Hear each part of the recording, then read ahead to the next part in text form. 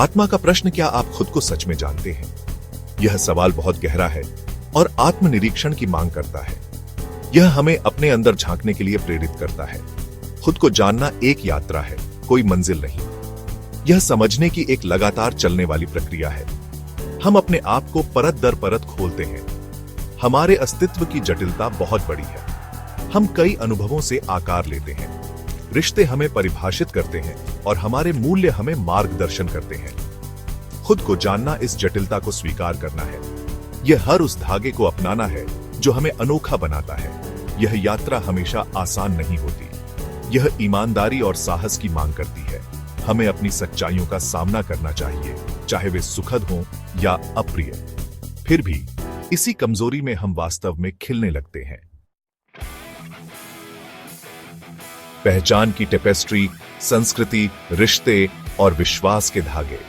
हमारी पहचान कई धागों से बुनी हुई एक जीवंत टेपेस्ट्री है। संस्कृति हमें परंपराओं और मूल्यों से भर देती है। यह हमारे विश्व दृष्टिकोण को आकार देती है और हमारे इंटरैक्शन को प्रभावित करती है।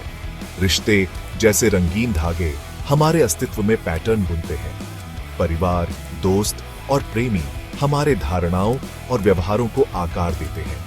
विश्वास जैसे मजबूत रस्सियां संरचना और समर्थन प्रदान करते हैं। वे हमारे नैतिक कंपास की नींव बनाते हैं और हमारे निर्णयों का मार्गदर्शन करते हैं। ये सांस्कृतिक, संबंध परक और व्यक्तिगत धागे एक दूसरे में मिलते हैं। वे एक डिजाइन बनाते हैं जो केवल हमारा होता है। खुद को समझने के लिए हमें प्रत्येक धागे की जांच करनी चाहिए। हमें यह सराहना चाहिए कि वे समग्र कृति में कैसे योगदान करते हैं।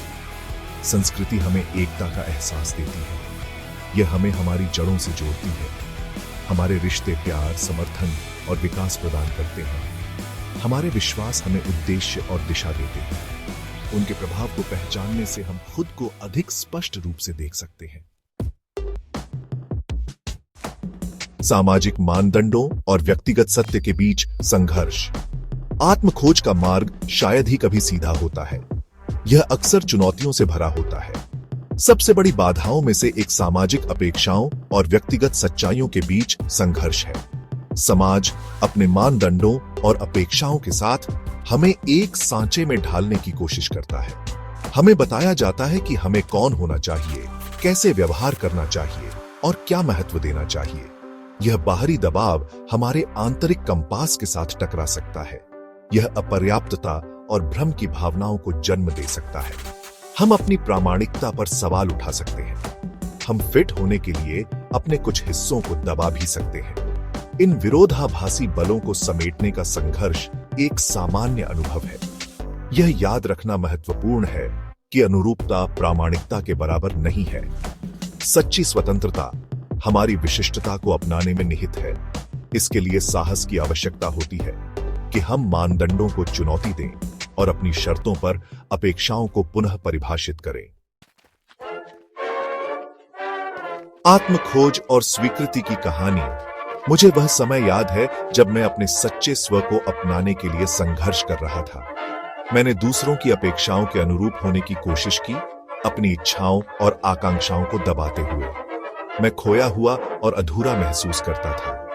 यह केवल तब हुआ जब मैंने अपनी आंतरिक आवाज को सुनना शुरू किया, अपने मूल्यों और जुनूनों का सम्मान करना शुरू किया कि मैंने संपूर्ण महसूस करना शुरू किया।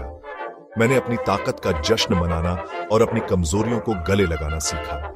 मैंने प्रामाणिकता की शक्ति और आत्म स्वीकृति के साथ आने वाली स्वतंत्रता की खोज की। यह यात्रा आसान नहीं थी।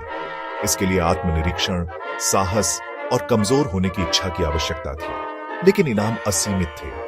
मैंने अपनी आवाज, अपना उद्देश्य और एक गहरी आंतरिक शांति पाई। खुद को जानना एक आजीवन साहसिक कार्य है। यह हमारे अस्तित्व की सतत विकसित होती टेपेस्ट्री को अपनाना है। यह प्रामाणिकता में स्वतंत्रता और आत्म स्वीकृति में आनंद पाना है। आंतरिक यात्रा हमारे मानव आत्मा का प्रमाण है। यह हमारे अद्वितीय और सुंदर स्व का उत्सव है। तो मैं फिर से पूछता हूं, क्या आप खुद को वाकई जानते हैं? उत्तर भीतर ही निहित है।